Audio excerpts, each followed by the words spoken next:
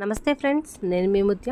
Welcome back to smart Muddus kitchen. మనం మామూలుగా దోశ ఇడ్లీలోకి చట్నీ ఎక్కువగా చేస్తుంటాం కదా, అలా కాకుండా ఈ పచ్చి కొబ్బరితో అత్త స్టైల్లో చేసే ఈ సేర్వా ఇలా ట్రై చేయండి. నిజంగా చాలా అంటే చాలా బాగుంటది. మనం ఇంకా 2 ఇడ్లీలు 2 దోశలు ఎక్కువే తింటాం అనుకోండి, అంత టేస్టీగా ఉంటది. మరి సో లేట్ చేయకుండా రెసిపీలోకి వెళ్ళిపోదాం. ముందుగా అయితే గ్యాస్ మీద ఒక బాండిల్ని పెట్టుకొని తిరగమాతకు కావాల్సిన ఆయిల్ 5 లేదా 6 టేబుల్ స్పూన్స్ వేసేసుకుందాం.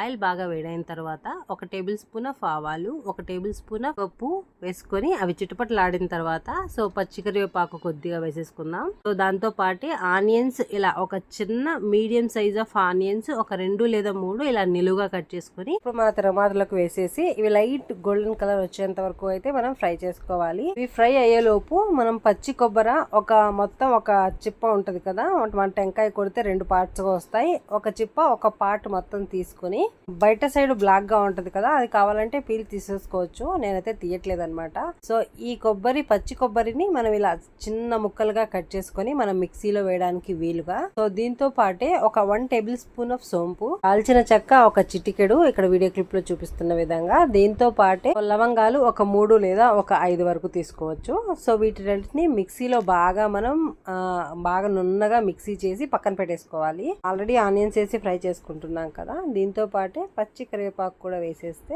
2 కలిసి చక్కగా ఫ్రై అయిపోతాయి అనమాట. ఈ ఆనియన్స్ లైట్ గోల్డెన్ కలర్ వచ్చేంత వరకు అయితే మనం మంటని లో టు మీడియం ఫ్లేమ్ లో అడ్జస్ట్ చేసుకుంటూ అయితే మనం ఫ్రై చేసుకోవాలి. సో ఇలా చక్కగా ఆనియన్స్ ఫ్రై అయిపోయిన తర్వాత ఇప్పుడైతే ఒక 2 లేదా 3 మీడియం సైజ్ ఆఫ్ టమోటాలు సన్నగా, వీలైనంత సన్నగా కట్ చేసి వాటిని కూడా ఇందులోకి వేసి చక్కగా ఫ్రై చేసుకుందాం. సో మనకి టమోటాలు బాగా మగ్గేంత వరకు అయితే ఫ్రై చేయాలి. మంటని మీడియం టు లో ఫ్లేమ్ లో పెట్టుకుంటూ ఫ్రై చేయాలి. అండ్ మధ్యలో ఇలా కలుపుతూ ఉండాలన్నమాట. అప్పుడు మనకి అడుగంటకుండా ఉంటుంది ప్యాన్ లో.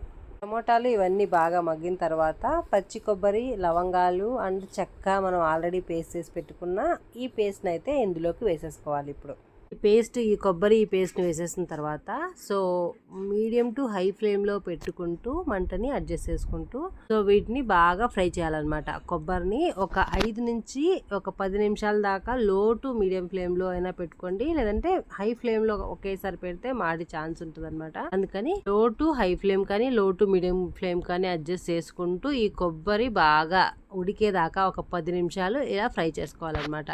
సో ఫ్రై చేసేటప్పుడే 1 టేబుల్ స్పూన్ ఆఫ్ పసుపు కూడా వేసేసుకొని ఫ్రై చేసుకోండి. సో దీంతో పాటే సో పుదీనా, కొత్తిమీర కూడా వేసేసుకొని చక్కగా ఇలా ఫ్రై చేసుకుంటే కొబ్బరితో పాటే ఫ్రై అయిపోతాయి అనమాట. కొబ్బరి వేసుకున్న తర్వాత 10 లేదా 15 నిమిషాలు మంటని మీడియం టు లో ఫ్లేమ్ లో అడ్జస్ట్ చేసుకుంటూ కొబ్బరి బాగా పచ్చి వాసన పోయేంత వరకు మనం ఫ్రై అయితే చేసుకోవాలి. కొబ్బరి బాగా ఇలా ఫ్రై అయిపోయిన తర్వాత ఇప్పుడు కల్లుప్పు అయితే 1 టేబుల్ స్పూన్ వేసుకోవాలి. సో మీకు రుచికి తగ్గట్టుగా చూసుకొని వేసుకోండి. కొబ్బరి ఇలా బాగా ఫ్రై అయిపోయిన తర్వాత ఇప్పుడు మనకు సేర్వా ఎంత కావాలో క్వాంటిటీని బట్టి, మనకి ఎంత సేర్వా కావాలి అనే దాన్ని బట్టి వాటర్ పోసుకోవాలన్నమాట. ఇప్పుడైతే 1/2 లీటర్ వరకు మేము వాటర్ అయితే పోసామన్నమాట ఈ సేర్వాలోకి. సేర్వా అనేది మరీ గట్టిగా ఉండకూడదు, అలానే మరీ నీళ్ళగా ఉండకూడదు, మీడియంగా ఉంటే బాగుంటుంది అనమాట. కావాల్సిన క్వాంటిటీలో వాటర్ పోసాక ఇలా చక్కగా 1 లేదా 2 సార్లు బాగా కలుపుకొని ఇప్పుడు హై ఫ్లేమ్ లోని మంటని డౌన్ చేసుకొని సో ఈ సేర్వా ఆల్మోస్ట్ 20 నుంచి 25 నిమిషాల వరకు అయితే మనకి బాగా ఉడకాలన్నమాట.